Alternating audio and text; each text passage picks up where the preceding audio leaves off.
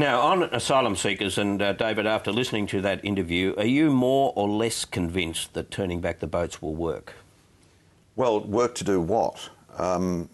If you want to stop boats coming, and there's a whole question about why we want to stop boats coming, you know, we're not being invaded, we're not being overrun.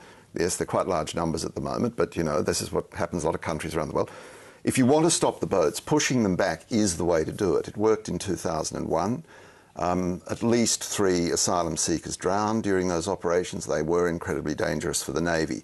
What they do, by the way, Barry, is they take the women and kids off, they put a boarding party on, the Navy steers the boat to the edge of Indonesian waters, they give it just enough petrol to get to land, they put the women and the children back on, and that's its only alternative, is to go to land. But the problem with this is, apart from it being brutal and dangerous, is that the Indonesians are not going to accept it. This is a fantasy. There is a fantasy going on here that somehow or other the wishes of the Indonesians can be ignored in all of this. They have been absolutely emphatic. They will not allow boats to be pushed back. And they take the view that these are not Indonesians anyway, so why are they particularly their responsibility? They're people, asylum seekers, who have transited through Indonesia with a clear target, Australia, in mind. That's right. And they beg the Australians to take them by air. Why can't you take more by air? Now, Australia has this year agreed to take a piddling 300 by air. So far, and we're into July, so far only 60 have actually been processed and brought to Australia. Yeah. One of the great push factors at the moment is a belief amongst asylum seekers that if a new government comes in Australia, they will find a way of cutting off the trade. The huge spike in numbers is a belief that you have to do it now. Now, I also get a clear impression from Tony Abbott there that he never really intended to allow any of his members to sit on that the parliamentary group. Yeah. But they said they were waiting for terms of reference, but then he ran an argument then that they didn't need to be on it anyway. I mean, I don't think the coalition actually believes that anything else than the solution that, you know, the policy that it has will work. And I think they do have, you know, a fair bit of evidence for that. I mean, you know... they genuinely think it'll work. Yeah, I really do. I mean, I've spoken to members of the opposition, and they don't... Nobody says that it's a perfect solution. Nobody says that it's a particularly humane solution, particularly. It's just about choosing between different levels of inhumanity to make enough of a deterrent. And that's, I mean, they're difficult decisions to make, and I don't think they're decisions that any politician takes lightly. But if talking tough on turning the boats back, I don't blame Tony Abbott for doing that. I can see why he's doing it. But if Tony Abbott were in power tonight, he would not be able to turn the boats back because Indonesia would not allow it.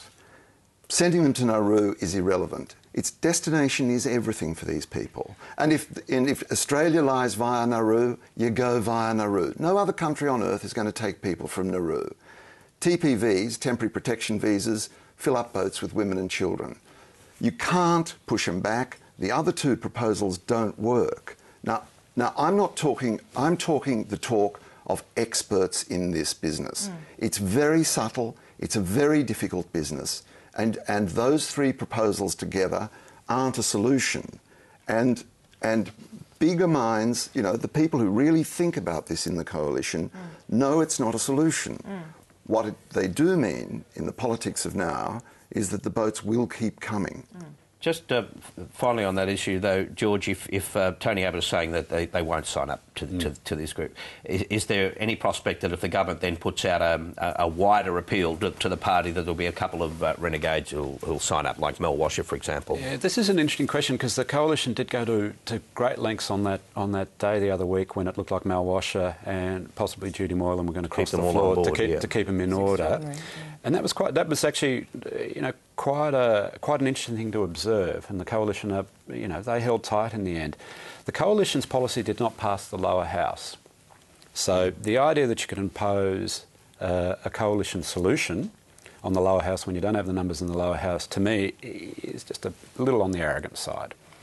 Now, the big issue here is that both Labor and Coalition support offshore processing. The argument is over the detail. Labor could do one of 2 things here. Either say you can have Nauru And then basically this is to take the issue off the table. And a number of cabinet ministers think that they should probably But they roll have the dice offered on this Nauru. one. They have offered Nauru. Yeah, but to drop Malaysia. Malaysia. That's total capitulation once that happens. Yeah. Yeah. But the And other it's one, not going to work, by the way. Yeah.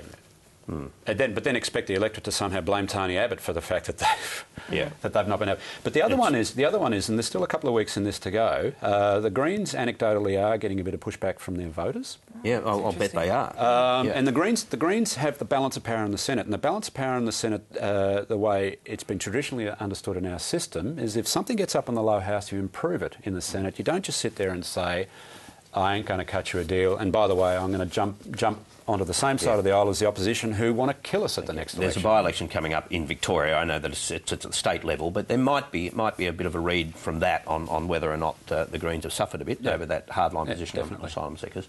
More with our panel shortly. Jacqueline Maley, George Megalogenis and David Marr. But now it's time for Mike Bowers and Talking Pictures.